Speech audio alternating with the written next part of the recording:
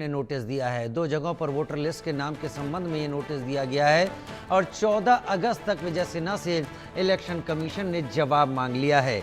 इस मामले को भी तेजस्वी यादव की तरफ से उठाया गया और उसके बाद विजय सिन्हा ने ये कहा कि उन्होंने चेंज करवाने के लिए अर्जी दे रखी है, लेकिन इलेक्शन कमीशन ने उप मुख्यमंत्री विजय सिन्हा को नोटिस जारी कर 14 अगस्त तक जवाब देने के लिए कहा है।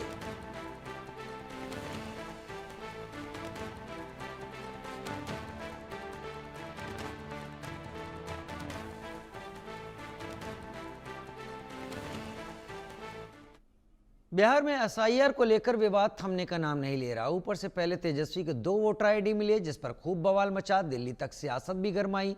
अब बिहार के डिप्टी सीएम विजय कुमार सिन्हा के भी 2 वोटर आई कार्ड मिले हैं।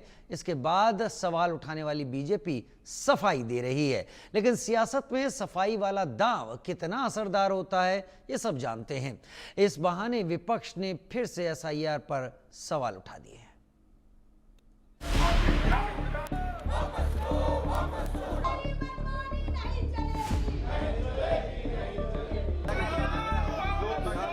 एसआईआर बहुत बड़ा फर्जीवाड़ा है। जिस विवाद में तेजस्वी फंसे, ठीक उसी विवाद में अब बिहार के डिप्टी सीएम विजय कुमार सिन्हा का भी नाम शामिल हो गया। तेजस्वी भी 2-2 वोटर आईडी कार्ड रखने के मामले में एनडीए के निशाने पर आए हुए हैं, तो अब विजय कुमार सिन्हा के भी 2 वोटर आईडी कार्ड मिले हैं। एसआईआर बहुत बड़ा फर्जीवाड़ा है। ये बात हम लोगों ने कई बार जो है कहा, कोर्ट में भी मामला है और हम लोग पूरे प्रमाण के साथ कोर्ट में भी अपनी बात को रखेंगे कि किस तरीके का फर्जीवाड़ा चल रहा है। अब इससे बड़ा उदाहरण क्या हो सकता है कि बिहार के उप मुख्यमंत्री का एसआईआर के बाद भी 2 जगह जो है वोटर लिस्ट में नाम है, पुनरीक्षण के बाद भी और गहन पुनरीक्षण के बाद भी। इससे बड़ा तो कोई सबूत ही नहीं है कि कितना बड़ा फर्जीवाड़ा जो है चल रहा है। एसआईआर ड्राफ्ट वोटर लिस्ट में भारी गड़बड़ी हुई है और इसके सबसे बड़े उदाहरण खुद उप मुख्यमंत्री हैं। इस खुलासे के बाद पटना के सियासी गलियारे में हड़कंप मच गया। जो डिप्टी सीएम तेजस्वी से कभी सवाल पूछते नजर आते थे, अब वो सफाई देने के लिए सामने आए। मेरे पास ये दोनों है। मैं उस समय भी रिजेक्ट, ये विलोपित का उस समय भी हमने फॉर्म भरा था, ये रिजेक्ट हुआ और जब ये नाम प्रारूप में आया तो फिर हमने ये बीएलओ को स्वयं भर के दिया। और मैं बता दूं कि मैं एक ही जगह से वोटिंग करता हूं।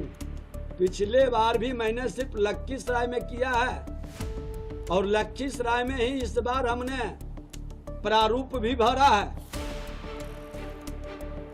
इस तरह का खेल हम लोग नहीं खेलते हैं। बरगलाने का, संवैधानिक संस्था को कलंकित करने का और अपनी खामी और कमजोरी को दूसरे के मत्थे उछाल कर अपने कमी को बचाने का खेल कतई नहीं होना चाहिए। ये आपके सामने है। लेकिन विवाद यहीं पर खत्म नहीं हुआ। आरोप और सफाई का दौर शुरू हुआ। तेजस्वी ने आरोप लगाया कि पटना के बूथ संख्या 405 में क्रम संख्या 757 पर विजय कुमार सिन्हा का नाम दर्ज है। तो जवाब में डिप्टी सीएम विजय कुमार सिन्हा ने सफाई दी कि एक जगह से नाम हटाने के लिए अर्जी दी है।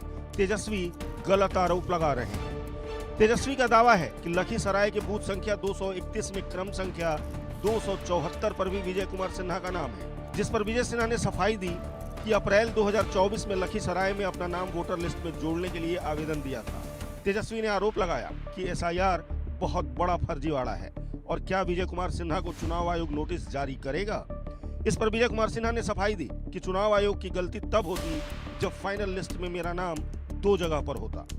तेजस्वी ने एक और आरोप लगाया, दावा किया कि डिप्टी सीएम के दोनों वोटर आईडी कार्ड में उनकी उम्र अलग अलग दर्ज है, जिस पर विजय कुमार सिन्हा ने सफाई दी कि सुधार के लिए बीएलओ को 5 अगस्त को आवेदन दिया था।